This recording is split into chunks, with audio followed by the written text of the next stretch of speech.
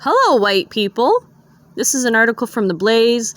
The author's name is Paul Sacha. I don't know how that's pronounced. Dated September 22 of the year 2022.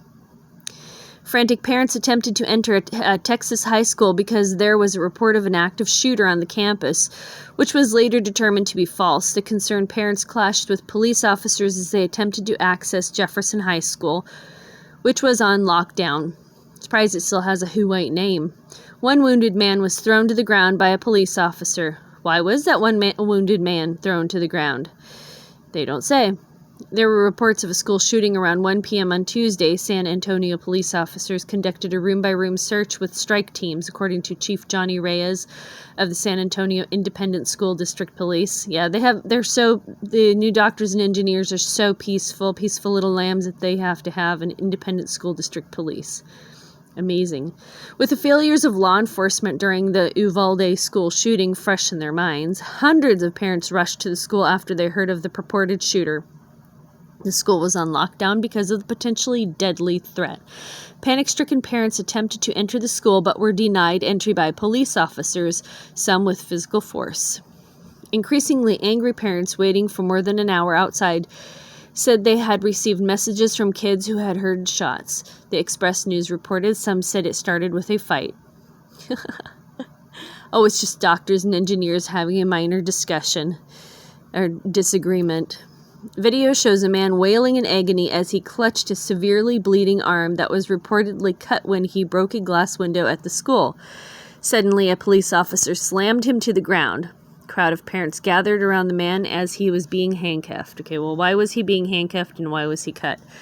The San Antonio Police Department said the man was provided with a tourniquet and taken to the hospital with non-life-threatening injuries. That's pretty weird. They gave him a tourniquet? Ow, that's too tight. Why not just put some sort of gauze and wrap on it to stop the bleeding?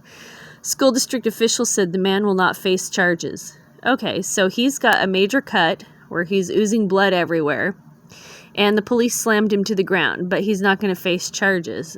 Well, what was going on here? So the article fails to tell us this. Cops and parents got in each other's faces during the shambolic response. Shambolic, huh? To the school shooting that never actually happened. A police officer is seen pushing a man. The police department said that some individuals became unruly. Doctors and engineers do not become unruly. That's totally false. Lies. They are innocent little lambs. They're so peaceful.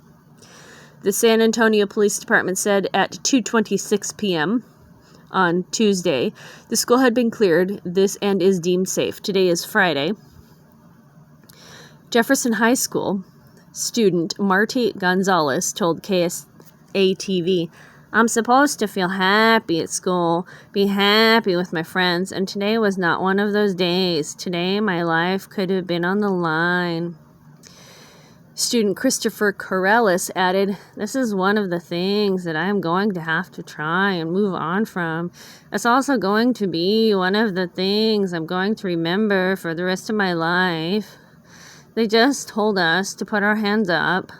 A gun pointed at you, aimed at your face is not right.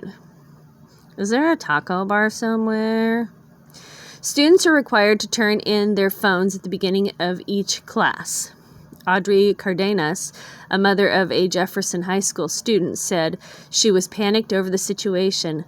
"I couldn't get a hold of him, and if it was an active shooter, what if he was one that got shot, and I wouldn't have known, it's not okay." Cardenas said it's not okay to take their phones away, especially with what happened at Robb Elementary. It's not okay. Chief Reyes said of allowing students to have phones, "It's an opportunity to have direct communication with what's going on inside. It's also communication they may have with their parents that says, 'Mom, I'm okay. Dad, I'm fine.'" San Antonio Independent School District Superintendent Jamie Aquino said of the school's phone policy, "They wanted to make sure that the students, didn't have phones that interrupted instruction. But we don't have a policy, and every campus can resist that. Aquino referred to the shooting as at Robb Elementary School in Uvalde, where 19 children and 2 teachers were murdered, and it took law enforcement 77 minutes to neutralize the shooter, like neutralizing an odor. I'm assuming that if we had not had Uvalde, perhaps we would have not have, or perhaps we would not have the reaction of the parents, so we just have to understand that, Aquino said. This is not going to be a Uvalde situation. We're going to react and respond appropriately, Aquino added. On Wednesday, San Antonio Independent School District officials said protocols were executed properly, but communication with parents can and will be improved.